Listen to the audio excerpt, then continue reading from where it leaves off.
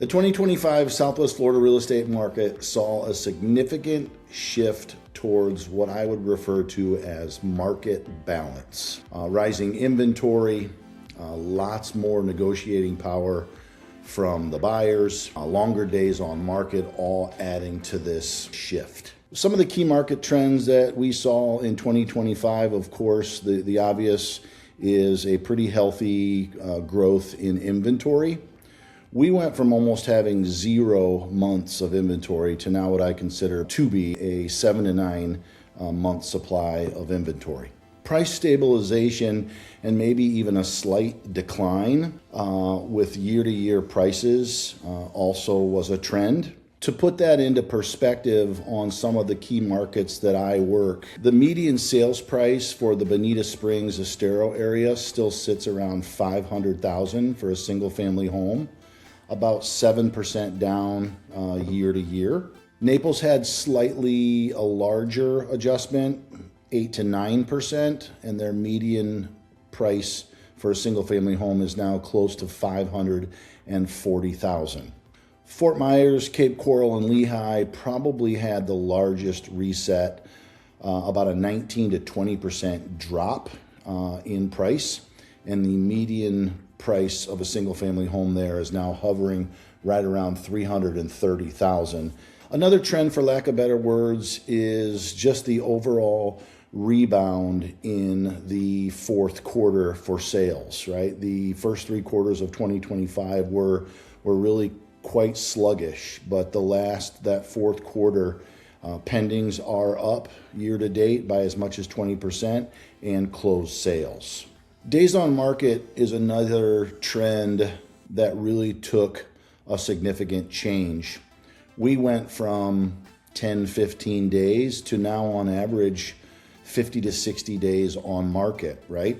The buyers had more options to look at, so therefore it took longer for the homes to go pending. So what did all these trends mean to buyers and sellers? For buyers, they gained leverage with the increase in inventory. They could take their time, do their due diligence, research insurance rates, interest rates, all of those things without being rushed. Sellers faced increased competition, of course, and they had to make sure that they were strategically priced, staged well, great curb appeal, and all of the things, because now they weren't the only princess at the ball. So here we are in 2026, and what are we already seeing? Middle of January, pendings are up by as much as 20%, indicating that the buyers are no longer in the wait and see mode. They're pulling the trigger. Closings are up, even though inventory is down, right? New listings coming to the market are down. At the end of the day, I think that's a good thing, because that means our 7 to 9 month inventory is quickly being absorbed.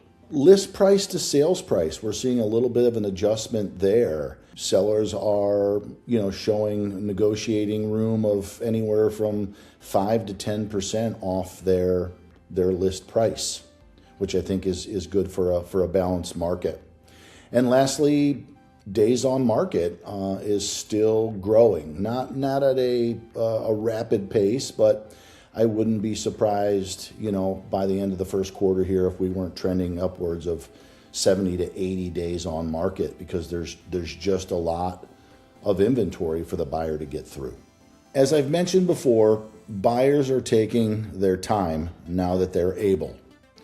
Contingencies are back in place, appraisals, home inspections, all of those things, right? Where before they might have to waive them, now they can use those as well. Sellers, meanwhile, are having to come to terms with the new normal. They really need to take into considerations that right now, quite possibly, that first offer they get could be their best offer. They can't be so rigid with their negotiations. There's way more give and take than there was, say, 24 months ago. So that's it for today. I appreciate you listening. If I can offer any insight or help in the local real estate market, or anywhere in the country for that matter, please reach out. And as you know, only the sunset covers Southwest Florida better. Have a nice day.